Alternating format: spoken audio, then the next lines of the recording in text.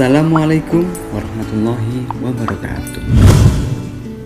Surat Al-Ma'un adalah surat yang ke-107. Terdiri dari 7 ayat, tergolong surat Makkiyah.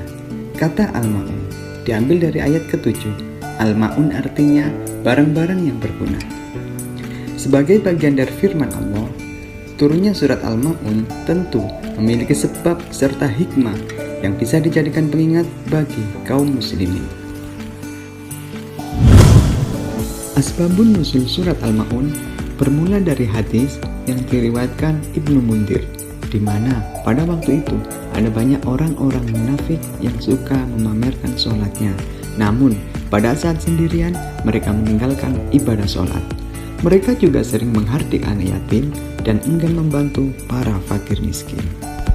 Dengan adanya hal tersebut, maka Allah menurunkan surat Al-Ma'un sebagai penjelas bahwa sifat-sifat buruk tersebut adalah ciri-ciri golongan orang yang mendustakan agama.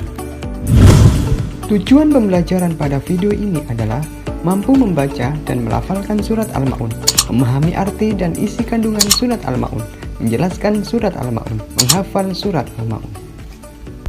Firman Allah surat Al-Ma'un. Bismillahirrahmanirrahim.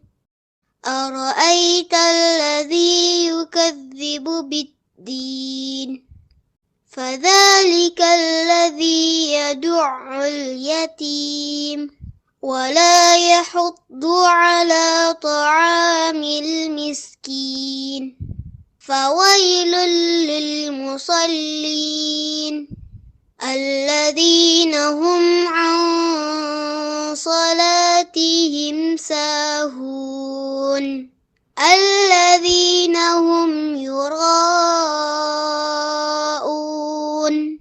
ويمنعون الماعون. Isi kandungan surat Al-Ma'un menjelaskan tentang orang-orang yang mendustakan agama. Mereka mengaku sebagai muslim, akan tetapi sering meninggalkan aturan-aturan agama Islam. Walaupun mereka sudah terlihat rajin beribadah, bahkan sudah pergi berhaji, tetapi dalam kehidupan sehari-hari mereka sombong, kikir, pelit, dan tidak mau bersedekah kepada fakir miskin. Ciri-ciri orang yang mendustakan agama: yang pertama, suka menghardik anak yatim.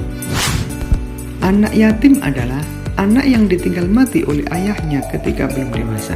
Sedangkan jika yang meninggal ibunya disebut piatu. Rasulullah SAW bersabda, tidak lagi disebut yatim anak yang sudah bermimpi atau balik. Hadis riwayat Abu Dawud.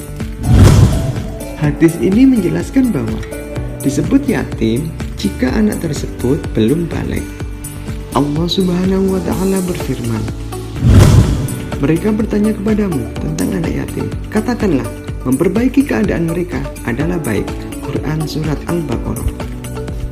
Al-Quran secara tegas menjelaskan bahwa anak yatim adalah anak yang harus dikasihi dan diperhatikan.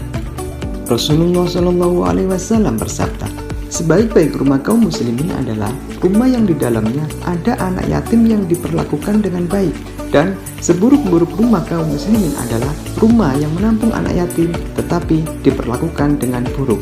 Hadis riwayat Ibnu Majah. Lantas, bagaimana hukumnya bagi orang yang menghardik anak yatim? Menghardik anak yatim seperti orang yang membentak, memarahi, menindas, menjelek-jelekkan, membenci, bahkan tidak memberi makan anak yatim. Jadi, menurut surat Al-Ma'un, menghardik anak yatim adalah orang yang mendustakan agama dan dibenci oleh Allah Subhanahu wa Ta'ala. Banyak cara yang dapat dilakukan dalam menyayangi anak yatim, di antaranya membantu biaya pendidikan, membantu kebutuhan makanan dan minuman, menyayangi dan memperhatikan kesejahteraan. Orang yang menyantuni anak yatim akan mendapatkan hikmah yang sangat besar, di antaranya dijamin masuk surga, mendapat banyak kebaikan, dekat dengan Rasulullah. Ciri yang kedua, orang yang menganjurkan tidak memberi makan terhadap fakir miskin. Fakir adalah orang yang tidak mempunyai harta untuk mencukupi sebagian kebutuhan hidupnya, seperti kebutuhan sandang, pangan, dan papan. Miskin adalah orang yang mempunyai harta tetapi hanya dapat mencukupi sebagian kebutuhan hidupnya. Rasulullah mengajarkan, siapa yang mempunyai harta, bersedekahlah dengan hartanya. Punya ilmu, bersedekahlah dengan ilmunya. Bahkan dengan senyum kepada orang lain akan menjadi sedekah. Jadi, sebagai umat Islam, wajib berbuat baik kepada fakir miskin, tidak bersikap angkuh, dan memberikan sedekah bagi yang mampu. Ciri yang ketiga adalah orang yang lalai terhadap sholatnya.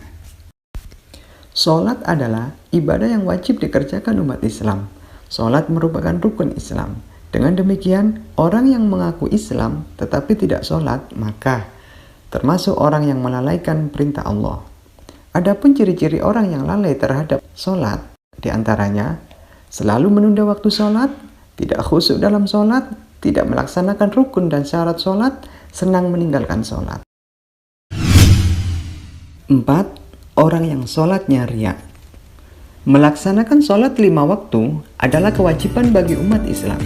Namun, ada golongan orang-orang yang sholat tetapi dianggap mendustakan agama. Mereka adalah orang yang sholatnya riya. Riya artinya ingin dipuji. Jadi, orang yang melakukan sholat karena ingin mendapat pujian, maka pahala sholat tersebut menjadi rusak. Karena dalam beribadah, niat beribadah hanya untuk Allah. Ciri yang kelima adalah orang yang enggan memberi bantuan dengan barang-barang yang berguna. Setiap muslim dianjurkan untuk saling membantu orang yang memerlukan bantuan, karena dengan membantu dapat meringankan beban atau kesulitan orang lain. Dari pembahasan surat Al-Ma'un dapat diambil kesimpulan sebagai berikut.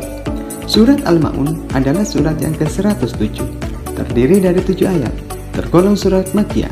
Kata Al-Ma'un diambil dari ayat ke-7, yang artinya barang-barang yang berguna. Asbabun nuzul surat Al-Ma'un diturunkan berkenaan dengan orang-orang munafik yang suka pamer terhadap sholatnya.